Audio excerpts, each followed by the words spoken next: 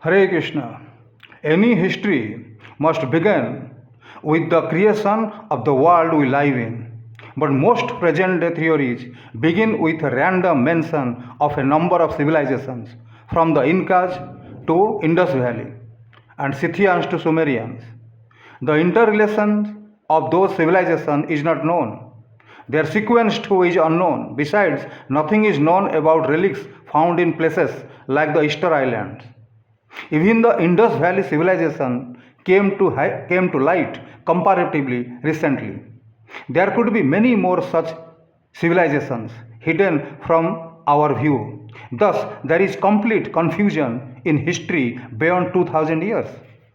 Let us therefore begin with the current concept about the creation. Since all contemporary education system is run on European lines, because of the current political ascendancy of Europeans, it is their notions about the creation which are considered as the most acceptable, respectable, and plausible.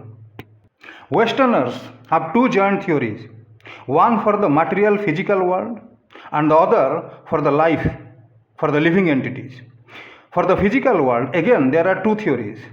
One is the steady state theory and the other the Big Bang theory of creation. Both these theories fail to explain who created and what sustains the steady state theory, or what caused the Big Bang. Now let us discuss what is this Big Bang theory. In the Big Bang theory, it is assumed that a big fireball roving the firmament broke into bits to form the uncountable stars and planets. But what caused the Big Bang? Another question could be that instead of being blown to bits, why did not the fireball continue to grow bigger and bigger? Physics is unable to satisfactorily answer such questions. Let us take a parallel example from human experience to examine the validity of the Big Bang. In the cauldrons of our glass factories, we have similar rolling roving ball of fire. Does that ball by itself break into and cool down to form safely utilitarian glassware? It does not. In order to be turned into nice, good, useful objects, that fireball has to be carefully tended, consciously blown into the required shapes, and then cooled down and properly stocked for use. It must not be forgotten that a blast is a mishap which reduces things to useless, shapeless rubble. For instance, an explosion in an automobile factory will not produce more cars of diverse shapes and capabilities. Contrarily, all production, even in that single factory, will come to dead halt. We thus find the Big Bang theory of physics is actually a big bogus theory which is untenable, unacceptable, bizarre, wild imagination of the descendants of Darwin. Therefore, history has to turn to Vedic metaphysics to know how the world was created. But before turning to metaphysics, let us consider what modern intelligentsia believes about the creation of life. Just as modern historians place implicit faith in Western physics and thoughtlessly adopt their explanation about the creation of the physical world, modern histories have equally irrationally adopted the Darwinian theory about the origin of evolution of life. 30 years after hugging this theory, Darwin himself had begun to doubt its validity. As is apparent from his remark, my theology is simple model. I cannot look at the universe as the result of blind chance, yet I see no evidence of beneficent design in the details. Darwin himself is saying this. Darwin died on April 19, 1882. That is to say, Darwin lived in the Victorian era, which was notorious for floating untenable, half-baked dogmas in various spheres and tum-tumming them as the ultimate scientific truth. For example, Europeans of the 18th and 19th centuries were not quite sure about the earth being spherical and revolving.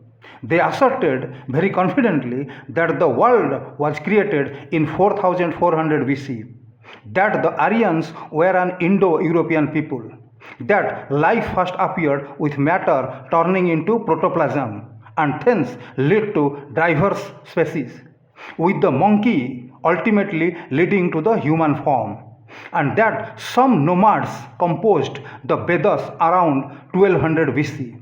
All those illogical, absurd, and bizarre Victorian concepts still form the stock in trade of modern Europeanized histories. Here, I am giving you a very funny example.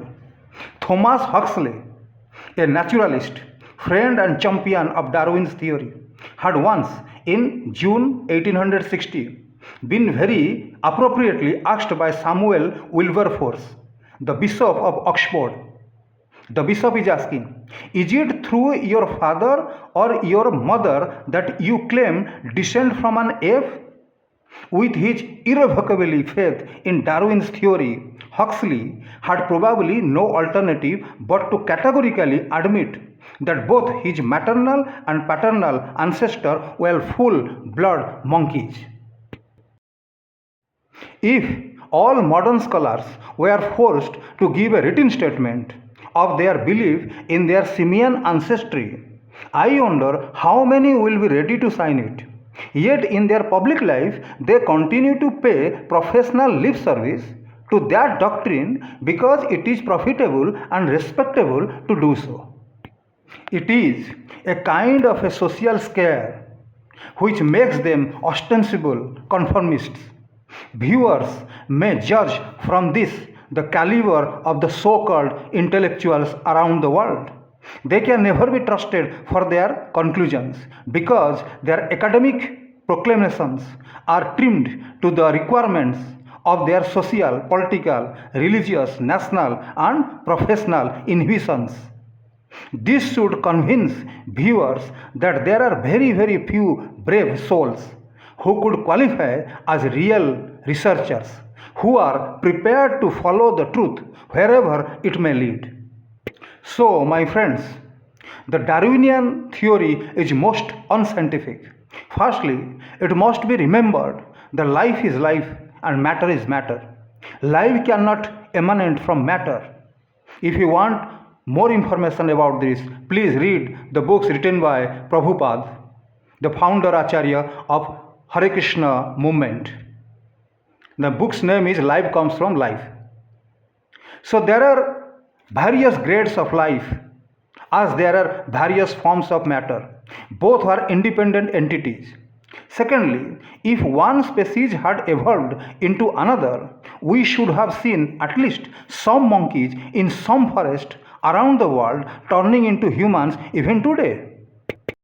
Thirdly, the argument that a large ape, when standing on his hind feet, looks like a human being. This argument can be dismissed by observing that looks are deceptive. A rope may look like a snake, and yet the two are quite different. Fourthly, when one species leads to another, the resultant species is impotent, such as the mule and the sweet lemon. Fifthly, even in these days of test tube babies, will the semen of a man injected into a sea monkey or that of a male monkey injected into a woman produce a man? Thus, when even a 50% human genital stock is unable to produce a human being, how can 10% simian genital stock produce a 10% human being? Moreover, had monkeys evolved into humans, we should have had monkeys qualifying at least through kindergarten and primary school levels, while humans obtain doctoral degrees. So, we can clearly understand that Mr. Darwin was apparently misled by his childish imagination. He noticed that there are various grades of life slightly different from each other. From that, he concluded that one may have led to other. But the illogicality of that conclusion may be illustrated by taking a parallel instance. If a person arranges books in a library in the order of their pages from a single page book to a 1,000-page volume, could he claim that since the pages increase gradually, each bigger one evolved from the smaller one? The flaw in that argument will be evident when it can be shown that one can look at it from the other end too and argue that each smaller book evolved or developed out of the bigger volume.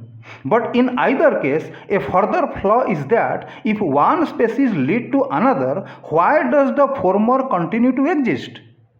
The Darwinian theory is also unable to explain whether the seed comes first or the tree, and whether the egg comes first or the chicken, and whether a woman evolved from a man or vice versa.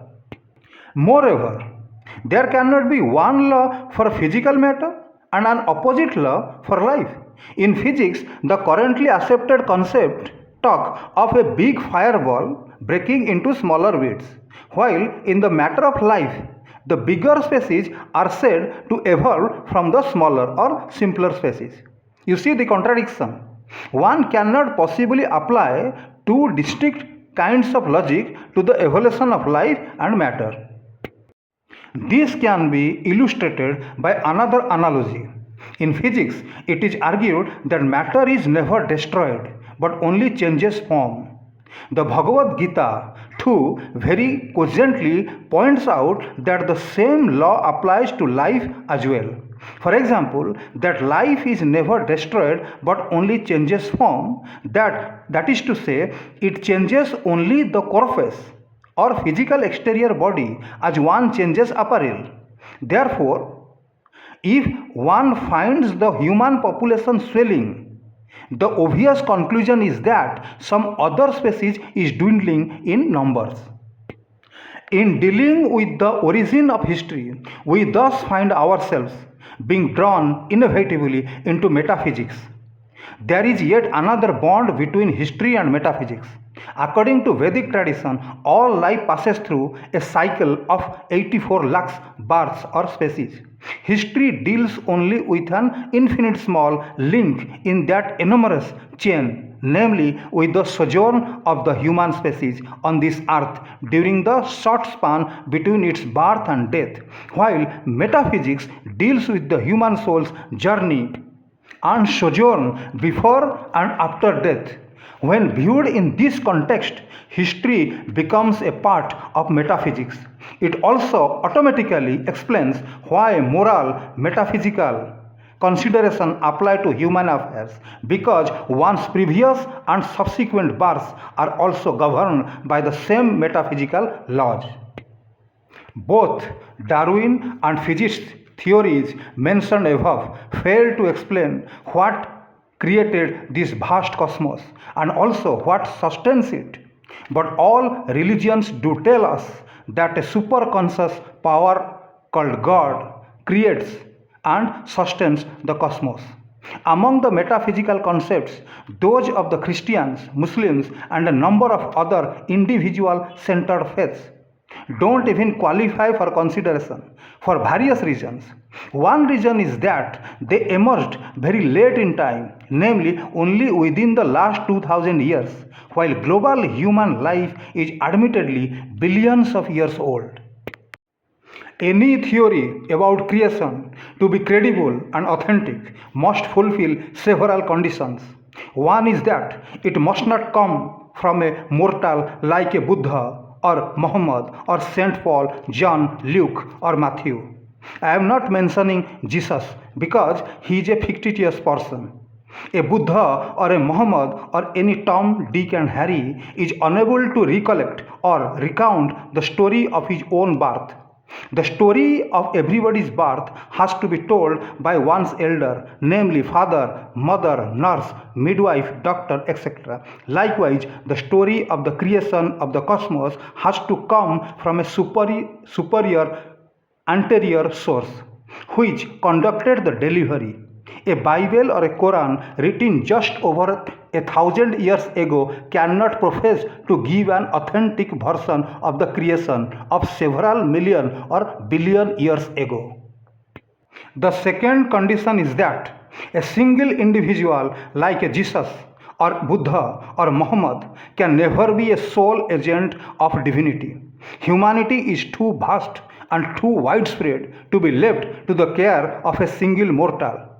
The third condition is that the original version of the creation must be couched not in a modern language like Latin or Arabic, but in a language which came with the creation, namely Sanskrit.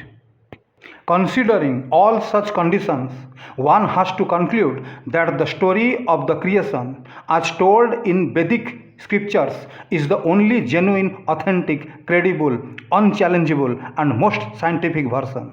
It alone satisfies all the conditions mentioned above.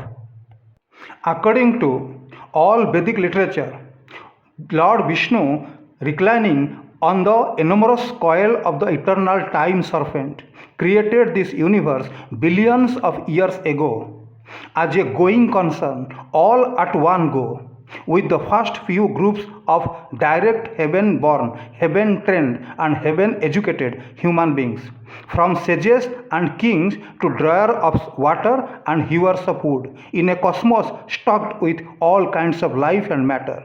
Thereafter, Lord Vishnu has been sitting apart, watching and umpiring the game of procreation and other mundane developments as per the script he has envisaged for the cosmos. This can no longer be dismissed as a metaphysical fantasy.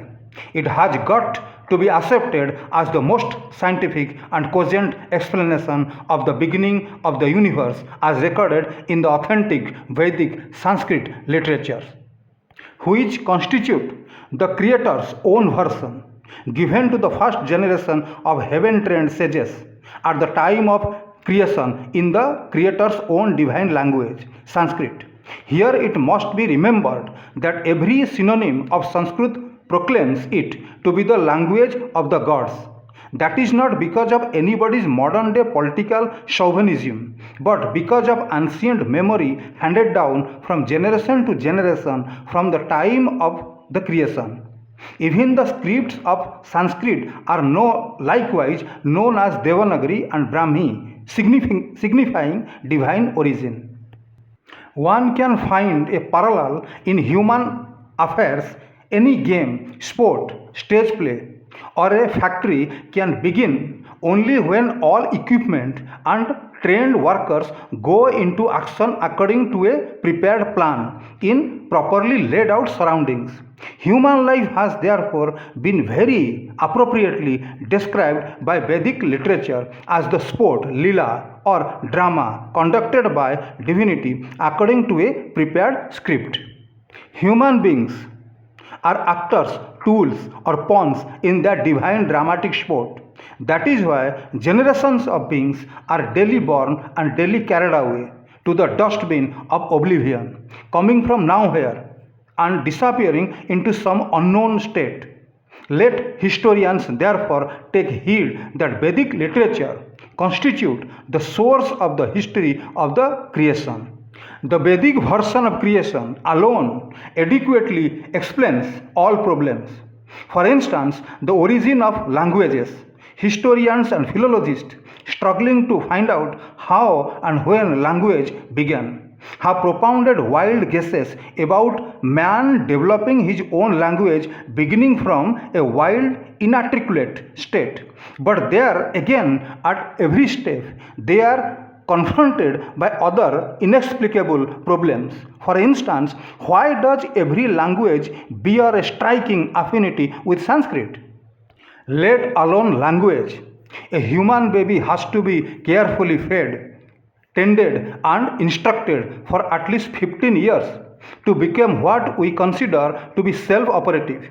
Even our educational practice shows that even to teach low-grade children, we employ highly qualified scholars. Therefore, the notion that man progressed on his own from a wild state is untenable and childish imagination. wild tribes remain wild for millenniums unless they receive help and training from more sophisticated fellow beings. Therefore, the Vedic version that the world began with the first few generations of self-operative, heaven-trained sages, kings, and captains of industry, mothers, midwives, and gynecologists is the only credible, authentic version of the beginning of human history. In the same manner, the first God given language, the language of the Vedas and of all Vedic scriptures, is exclusively Sanskrit, including scientific and educational texts. All Vedic scriptures also repeatedly assert that they are of divine origin. For instance, Ayurvedic, namely Vedic medicinal treatise, candidly, honestly, and repeatedly record that the matter contained therein was first handed down by divine personalities. All modern languages are local, regional, dialectical corruptions of Sanskrit emerging out of the ruins of a worldwide unitary Sanskrit educational and administrative system, which broken down and gradually became extinct after the great Mahabharata war over 7,000 years ago.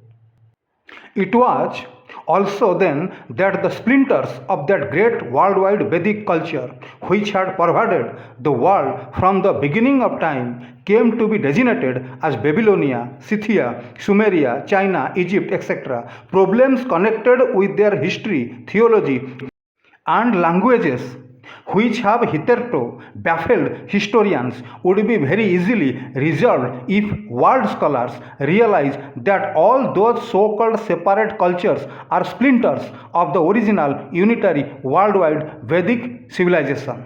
That is also known as Aryan civilization.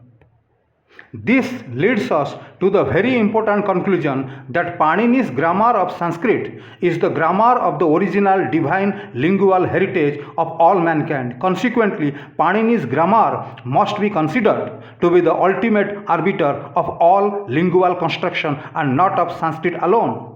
The term Hinduism is only a modern synonym of the ancient worldwide primordial Vedic culture. Therefore, Hinduism must not be considered to be a special brand of culture developed by Indians. It is not necessarily that Vedic culture was extended by Indians to the whole world. Contrarily, it could be that it is the world Vedic culture which survives primarily in India today. Hare Krishna. Thank you very much for watching my videos. Please like it, subscribe it.